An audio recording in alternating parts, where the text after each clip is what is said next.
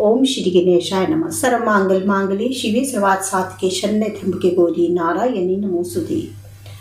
श्रीमद् देवी भागवत पुराण दशम स्कंद। स्वयंभू मनु की उत्पत्ति। नारद जी ने कहा, भगवान नारायण, अब जिन जिन मनवंतरों में देवी जिस स्वरूप में पधारी है, जिस जिस आकार से उन महेश्वरी को जैसा प्रादुर्भाव हुआ है, जगदम्बा के मातम से संयुक्त उन संपूर्ण प्रसंगों का वर्णन करने की कृपा कीजिए। भगवान नारायण कहते हैं, महर्षि, सर्वप्रथम जगत के आदि कारण महान तेजस्वी लोक पितामह ब्रह्मा जी भगवान श्री हरि के नाभि कमल से प्रकट हुए। उन्होंने स्वयंभू मनु को अपने मानस पुत्र के रूप में प्रकट किया और स्वयंभू मनु की पत्नी बनाया। महाराज स्वयंभू मनु ने देवी की मृण्मयी मूर्ति बनाकर उनकी पूजा की। उनकी तपस्या से जगन्मयी भगवती जगदम्बिका प्रसन्न होकर प्रकट हो गई। उन्होंने ये दिव्य वचन कहा, राजन, तुम वर मांगो। स्वयंभू मनु ने कहा, देवी तुम्हारी जय हो। शिवे, मेरी नम्रता पूर्व यही प्रार्थना है कि सृष्टि के कार्य में किसी प्रकार का विघ्न न उपस्थित हो। विंध्य पर्वत उपाख्यान। श्री देवी ने कहा, भूमिपाल, तुम्हारी प्रार्थना के अनुसार सब कुछ होगा। प्रधान दैत्यों को संहार करना मेरा स्वयंभू गुण है। मेरी शक्ति कभी विफल नहीं होगी। तुम राज्य निष्कंटक होगा। वंश की वृद्धि करने वाले पुत्र उत्पन्न होंगे। वत्स, मुझ में तुम्हारी दृढ़ भक्ति होगी और अंत में तुम परम पद को प्राप्त करोगे। इस प्रकार मातम स्वयंभू मनु को वर देकर भक्ति महादेवी मनु के देखते ही देखते विंध्याचल पर्वत पर चली गई। ये वही विंध्याचल है जो सूर्य के मार्ग को रोकने के लिए आकाश तक बढ़ा चला जा रहा था और अगस्त जी उसे रोकने के लिए प्रस्तुत थे। ऋषियों ने कहा, सूत जी, वे विंध्याचल कौन है? क्या वे आकाश तक फैला गया था?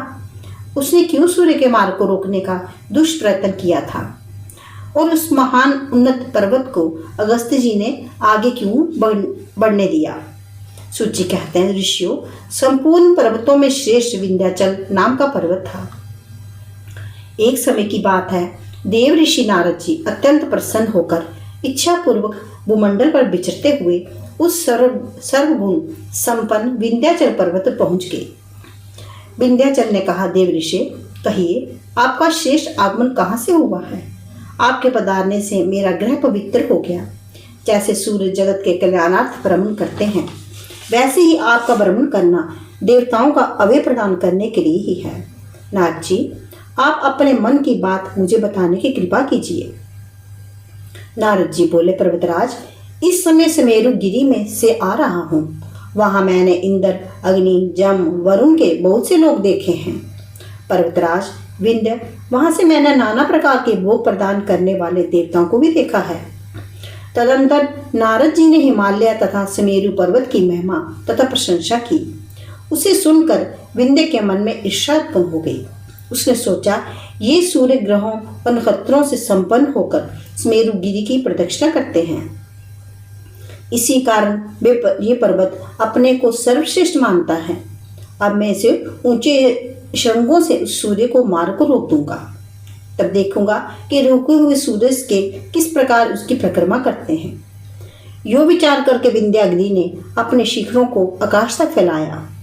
वे महान उत्तम श्रृंगों से सूर्य के संपूर्ण मार्गों को रोक कर प्रतीक्षा करने लगा कि कब सूर्योदय हो, कब उसे मैं रोकूं। रात्रि व्यतीत हो गई। विमल प्रभात काल आया। सूर्य अपने किरणों से अंधकार को दूर करने लगा। उदयाचल पर उदय होने के लिए उसकी झलक मिलने लगी, किंतु सूर्य आगे नहीं बढ़ सका।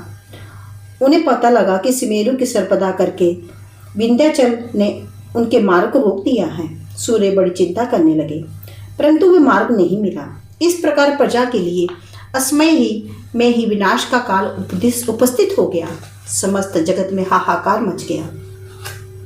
सूत जी कहते हैं, ऋषियों, देवताओं ने बैकुंठ में जाकर लक्ष्मीकांत देवादिदेव भगवान श्री हरि के दर्शन किए और इस महासंकट से रक्षा की याचना की।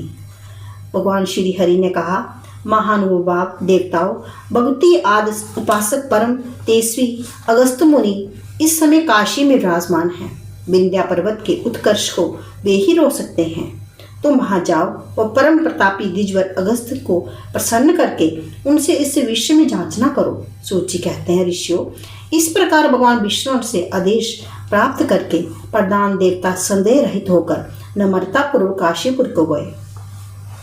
मुनिवर अगस्त्य अपने पवित्र आश्रम में विराजते थे।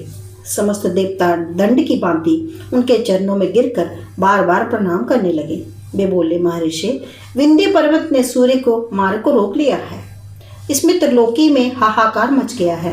मुने, आप अपनी तपस्या के प्रभाव से उस पर्वत की वृद्धि रोकने की कृपा कीजिए। सूची कहते हैं, ऋषियों, द्विजश्रेष्ठ अगस्त्य मुनि ने उनसे कहा, मैं आप लोगों का ये कार्य पूर्ण करूंगा। मुनि अगस्त्य जी काशी से बाहर निकल गए। सती लोपा मृंदा कर उनके साथ थी। अपने तप रूपी विमान पर चढ़कर उन्होंने आधे निमेष में ही मार्ग तय कर लिया।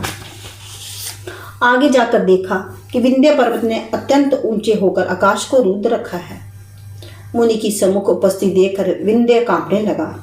वे अपने समस्त अभिमान को पूर्ण रूप से त्याग कर कुछ प्रार्थना करने के लिए विचार से उनके सम्मुख पृथ्वी की भांति विनय वनित हो गया और मुनि को साष्टांग प्रणाम करने लगा।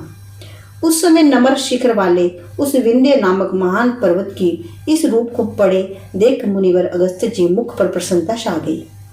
उन्होंने उससे कहा, वत्स, तुम तब तक ऐसे लेटे रहो जब तक मैं लौट ना आऊं। बेटा, मैं तुम्हारे शिखर पर चलने में असमर्थ हूँ। इस प्रकार कहकर मुनिवर अगस्त्य जी दक्षिणा दिशा की ओर जाने के लिए तैयार हो गए। वे विंध्य पर्वत को शिखर पर चढ़कर क्रमशः नीचे पृथ्वी पर उतर आए और वहां से दक्षिण की ओर चले गए। मार्ग में उन्हें श्री शैल पर्वत दृष्टिगोचर हुआ। उन्होंने इसके बाद मल्याचल पर जाकर अपना आश्रम बना लिया और सदा के लिए वहीं रहने को निश्चय कर लिया। विंध्य पर जो देवी पधारी थी, मनु के द्वारा पूजित हो शौनक, वे ही देवी जगत में विंध्यावासिनी नाम से प्रसिद्ध है। सूची कहते हैं, शौनक शत्रुओं का संहार करने वाला ये चरित्र परम पावन है। अगस्त्य और विंध्या पर्वत इस उपाख्यान के प्रभाव से पापों को उच्छेद हो जाता है। भक्ति पूर्व इसका श्रवण करने से सकामी पुरुष के सभी मनोरथ पूर्ण होते हैं। इस प्रकार स्वयं मनु ने भक्ति पूर्व देवी की आराधना करके अपने मनवंतर भर पृथ्वी पर राज्य किया।